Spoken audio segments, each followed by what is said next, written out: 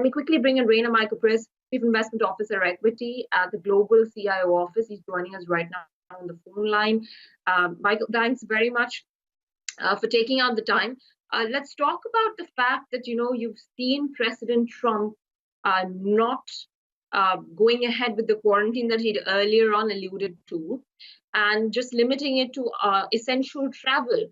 Now, this is something that probably may come as a negative because the number of cases specific to New York are starting to look extremely heady. He's talking about a peak being reached in the next 2 weeks. Does that look realistic?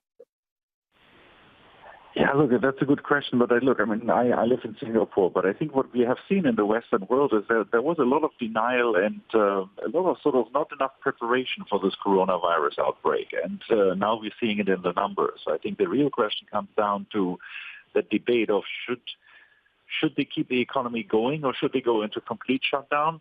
And then if there's a shutdown or lockdown, how long will it take? And that's also why the volatility in the equity market is very high, because that is really the question. Because if you think, like, for example, yesterday, the Singaporean Prime Minister in an interview with CNN quoted that, look, in his view, this could be a year. The Trump administration says by Easter, some people could be back to work. So that really is the big call with regards to equities. I mean, our own view is that we potentially have more meaningful downside ahead of us.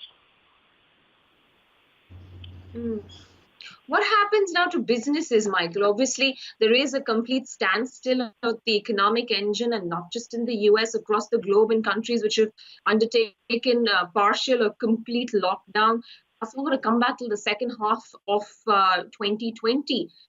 I mean, that's just moving out of the negative territory, not even coming back to the full-blown growth performances that we've seen. So how does one look at all of these factors in order to make investment decisions? Look, that really is the question. I mean, a lot of business have to rethink. I mean, rethink everything of how business is approached. And there will be winners. For example, increasingly companies that can benefit from the work from home or stay from home theme. But the bigger question for the macroeconomy is debt level. I mean, don't forget that we went into this coronavirus with a very inflated equity market and also to some extent very high debt levels around the world. And now, to some people, this becomes force majeure. Who's to blame for this, and who will ultimately pay up the tab? So it's governments who increasingly inject liquidity and have companies bailed out. But the size of the magnitude is so high that the government itself cannot bail everybody out. So there will be potentially a lot of corporate failures and restructuring.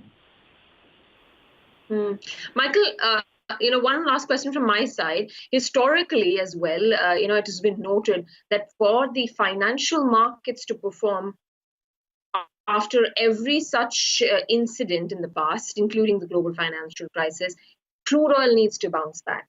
That's the problem. Now at $20 for WTI, $23 for Brent, and no sign of global consumption picking up, is that a worry? Yeah, look, I mean, oil potentially can go to $10 or $5, even though oil could go to negative because look around the world, all the airlines are mostly grounded, right? And the economy is coming to a standstill, so the demand for oil is plunging. How low that can go, who knows? But most probably, it comes down to the question of how long this global lockdown will take. And here, the outlook for oil is still very bearish, in my view.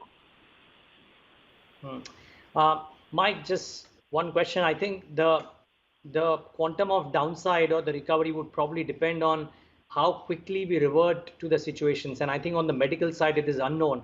But the stimulus measures that have given out by all governments, both monetary and fiscal, by all geographies, I mean, do they point towards, say, a very fast reversion to mean as and when it gets over? And would you reckon investors at all are bracing themselves for that, or right now people are just concerned with protecting the downside? Look, I would think it's about protecting the downside. And if you look at U.S. equities, so before this major sell-off, in January, the U.S. price-earnings ratio was 21. Currently in the U.S., the market trades at around 13 PE. If you're of the view that this will be over in a few months, it might be a good opportunity to buy value buy some value stocks and companies that you like for the long run. However, if this is protecting, if this is a longer shutdown, then PEs can easily go to 7 or 8. So that would potentially mean the S&P could go down to 1,500 on the index, another 30 to 40% downside before we see real value. So it comes down to the question of how long this lockdown will last.